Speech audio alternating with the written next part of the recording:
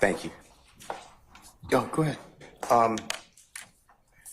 The way I understand my constitutional obligations, pursuant to the 6th and 14th Amendments of the United States Constitution, the corresponding sections of the Georgia Constitution, I'm required to make a full and complete statement to the court.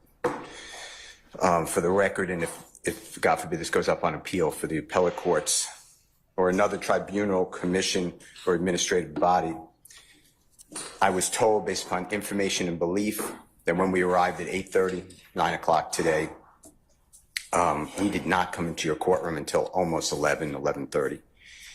And what I found out just recently, this is not waived, is that supposedly in chambers, this honorable court reporter at times, honorable court at times, district attorney or district attorneys from the DA's office, as well as investigators, sheriff deputies, Mr. Copeland and his counsel met together.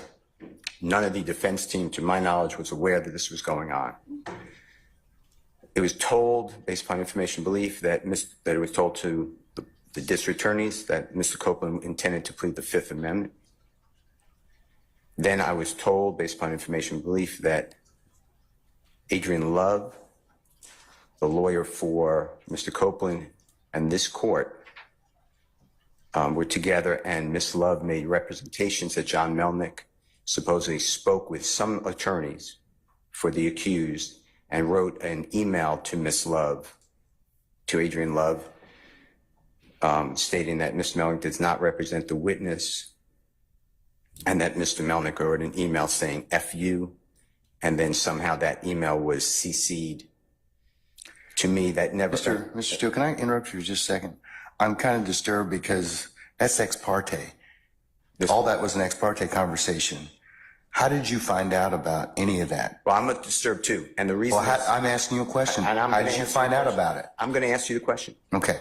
Scuttle, if you look at SCUDDER versus State, which is 298 Georgia, 438, it's Division 2, 782 Southeast 2D 638, 2016. Our highest court says when a court meets, because Mr. Copeland comes in, meets with the court supposedly made statements, which I assume is somewhat accurate based upon what you just said.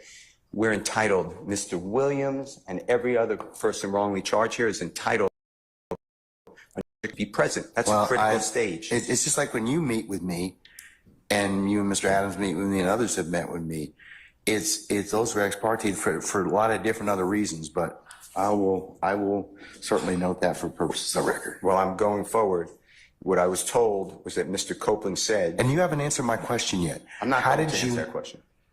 You're not? No, I will not answer that question. Why will you not answer that question? Because I want to make sure that what I say is accurate, and I'm not trying to... No. I'm asking you, how did you get this information? I'm not telling the court. What I'm saying is based upon information... Okay, well, listen, if you don't tell me how you got this information, then you and I are going to have some problems. We can have... I have problems right now. Okay, I know. Look, I don't want to know about your problems, okay, at this point in time. All I'm asking you at this point in time is, how did you come upon this information? Look, if the case gets reviewed, the record's going to be available for our appellate court and for whatever reason. But it's disturbing that how somehow you have surreptitiously gotten information in regards to the court's private ex parte conversations with a party. I mean, yes. A witness who was sworn in Friday, the court's telling, this is what I was told. If this is not true, not true. This court handed Mr. Copeland. Tell me how you got the information. Listen, whatever you want to do. Tell me how you got the information, then we can go ahead and go forward. I'm not going to say that. What I'm going to say is this. I was told, and I hope this concerns the court. It concerns me that you have proprietary information. Why is it proprietary? Or information that you should not be having that was ex parte. Why? With a party. Why? State of Georgia. How about the witness?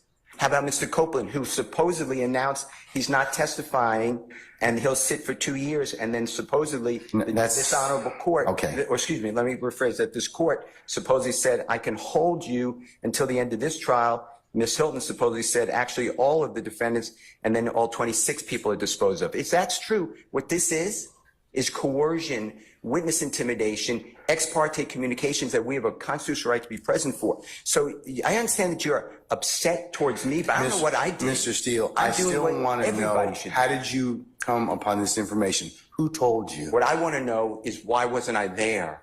Why, sir? I'm going to hold you in contempt if you don't tell me who tell me who this information was coming from. I don't want to be held in contempt. Well, I'm not answering that question. That's attorney-client privilege information. I am not answering attorney-client privilege. Unless you were in my chambers, that's the only way you can figure out. I tell you what, I'm going to give you 5 minutes. If you don't tell me if you don't tell me who it is, I'm going to put you in, I'm going to put you in contempt because that is not attorney-client privilege. Attorney work product privilege. I am not. How did you get that information supposedly from my chambers? Did somebody tell you? I'm not. You should have told me. You got 5 minutes. Well, I don't need it. I want to continue. You got 5 minutes? This is what I was told. Mr. Copeland made statements that he admitted to killing Donovan Thomas and was. Don't take my notes. No.